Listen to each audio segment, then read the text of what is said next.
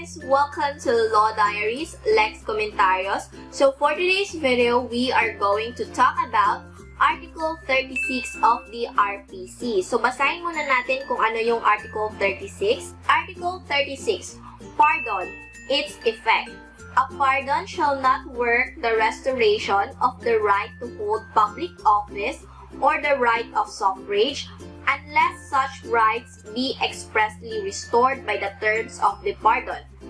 A pardon shall in no case exempt the culprit from the payment of the civil indemnity imposed upon him by the sentence. So, itong Article 36, guys, it talks about pardon. Ano yung magiging epekto kapag yung chief executive is nagbigay siya ng pardon doon sa offender? So, what is pardon? So, alamin muna natin, guys, kung ano yung ibig sabihin ng pardon. Pardon is an act of grace proceeding from the power entrusted with the execution of the laws, which exempts the individual on whom it is bestowed from the punishment which the law inflicts for a crime he has committed. It can only be extended by the President to an accused who has been convicted by final judgment, which means he is prohibited from extending pardon, whether full or conditional, during the pendency of his appeal from his conviction from the trial court. So, itong pardon, guys, it is an act of grace.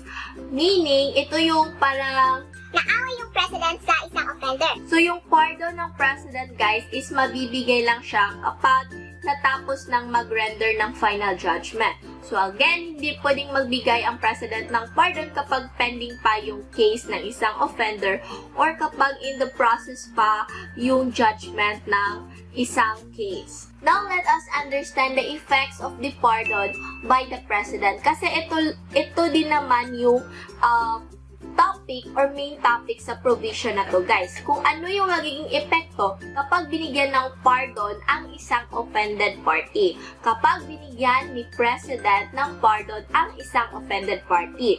So, based on Article 36 sa first paragraph, guys, it states there that number 1, a pardon shall not restore the right to hold public office or the right of suffrage.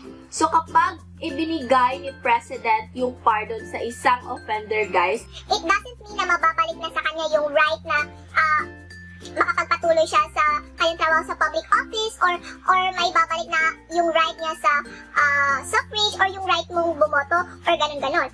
but yung exemption dito, guys, unless kung yung pardon na binigay ng President is expressed na parang sabi ng President, okay, I'll give you my pardon and it includes your right to hold public office, it also includes your right to suffrage, ganun-ganon.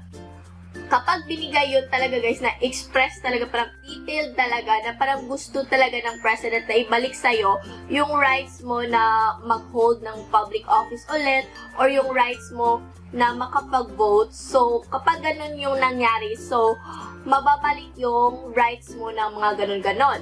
But sa general rule, hindi siya included kapag nagbigay ng pardon yung President. And then number 2, it shall not exempt the culprit from the payment of the civil indemnity. The pardon cannot make an exemption to this rule. So, kapag nagbigay ng pardon ang isang president, guys, hindi nito masasali yung civil indemnity na kaakibat sa kaso ng isang offender. So, for example, yung penalty niya is nakulong siya ng mga ganitong years, for example, 10 years, ganun-ganun. Plus, meron siyang babayaran na indemnity kasi mga damage na ginawa niya sa isang offender or ganun-ganun. For example, which is worth 10K. So, kapag nagbigay ng pardon yung President, guys, yung ma-extinguish lang yon is yung 10 years niya na nasa kulungan or penalty niya. But, hindi ma-extinguish doon yung civil indemnity niya, which is 10,000. Ibig sabihin guys, magbabayad pa rin yung offender ng 10,000 dun sa offended party. So yun yun. Dahil ang pardon guys, again, according to Article 36 paragraph 2, hindi siya nag-extinguish ng civil indemnity dun sa binigyan ng pardon. Now, let's go to limitations upon the exercise of the pardoning power. So, meron ng limit guys, hindi talaga super powerful tong pardon na to. Meron din siyang limitations. So, let us read the first limitation. So, that the power can be exercised only after conviction. So, ito yung sinasabi ko guys. Kapag nabigay si President ng pardon guys, it is only applicable sa mga cases na meron ng final judgment or meron ng na-render na judgment. Hindi siya applicable sa mga cases na ongoing pa lang or hindi siya applicable sa mga cases na pending pa. One example for this guys is the case of People versus Salle. So number 2 limitation guys is that such power does not extend to cases of impeachment. So yung mga kaso na impeachment guys, hindi pwedeng i-pardon or walang limited lang yung power ng president na magbigay ng pardon sa mga cases na nag-involve ng impeachment. This is cited in the case of Cristobal versus Labrador. Pardon granted in general terms does not include accessory penalty. When the principal penalty is remitted by pardon, only the effect of that principal penalty is extinguished, but not the accessory penalties attached to it. For instance, a person sentenced to prison mayor which carries with it the accessory penalty of perpetual special disqualification from the right of suffrage is pardoned by the President. Such pardon does not restore to the ex-convict the right to vote unless such right be expressly restored by the terms of the pardon. So ito yung sinasabi ko guys, yung pardon guys is yung effect niya is only the principal penalty. So hindi kasali yung mga accessory penalty guys such as mga disqualification to right to hold public office, mga rots, yung disqualification na mag-vote ka, yung ganun hindi kasali yun kapag nagbigay yung president ng pardon. So again, kapag nagbigay yung president ng pardon guys, yung mapapardon lang is yung principal penalty, hindi kasali yung accessory penalty. But meron itong exemption guys, at yung exemption nito is unless expressly na nag-state talaga yung president na yes, bibigyan ko to ng pardon at yes, i-restore ko yung kanyang right na makapag-vote ulit at i-restore ko yung right niya na mag-hold na kanyang public office ulit, yung ganun-ganun. So kapag may ganun guys, pati yung accessory penalties is mapapardon na rin. So yun yun. Now guys, let us distinguish the pardon which is given by the president and the pardon which is given by the offended party. So ano ba yung mga kaibahan ng mga pardon na to guys? So first, pardon by the chief executive extinguishes the criminal liability of the offender. Such is not the case when the pardon is given by the offended party. So kapag nagbigay yung president guys ng pardon, mai-extinguish na yung criminal liability ng isang offender. However, kapag nagbigay ng pardon ng isang offended party guys, hindi yun mai-extinguish yung criminal liability ng isang offender. I think nagawan ko na ng video itong effect ng pardon kapag binigay sa'yo ng offended party guys. This is under Article 23 if I'm not mistaken. I'll just put the link in the description box. You might want to check it out, okay? So, ito yung first na kaibahan ng pardon kapag yung president yung nagbigay at kapag yung offended party yung nagbigay. Again, yung first is, kapag yung president yung nagbigay guys, mawawala or ma-extinguish lahat or ng criminal liability ng offender. Pero kapag offended party yung nagbigay guys, hindi ma-extinguish yung criminal liability ng isang offender. Now, let's go to the second na pinagkaiba nila.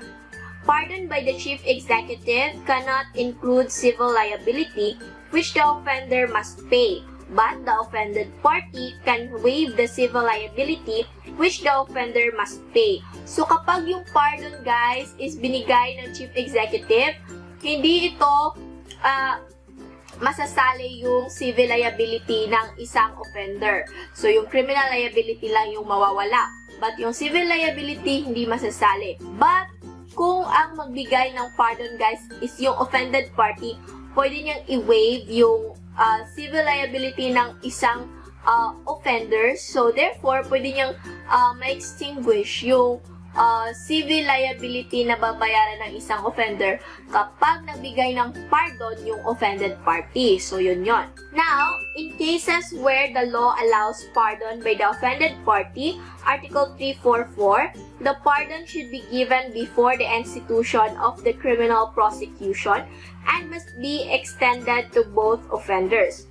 Whereas, pardon by the chief executive is granted only after conviction and may be extended to any of the offenders. So, dito guys, kapag yung pardon is binigay ng offended party guys, dapat yung pardon na ibibigay ng offended party is ginawa na yon prior to the institution of the criminal proceedings. So, bago pa magkaroon ng criminal proceedings, dapat na ibigay na ng offended party yung pardon niya.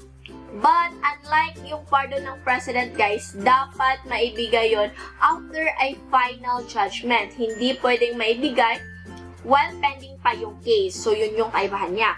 And then, a pardon by the private offended party refers only to the crimes of rape, seduction, abduction, acts of lasciviousness, concubinage, and adultery, while the pardon given by the president includes all crimes. So, dito guys, yung pardon na maaaring ibigay ng private offended party, it refers to a specific crime lang which is stated in Article 344. But yung pardon na ibibigay ng president guys is applicable siya in all crimes. So, ganun yung difference niya. So, yun lahat yung difference ng pardon kapag ibinigay siya ng president at pardon kapag ibinigay siya ng offended party. So, I think this ends my video guys. Thank you so much for watching. I hope you learned something. Bye-bye! Bye-bye!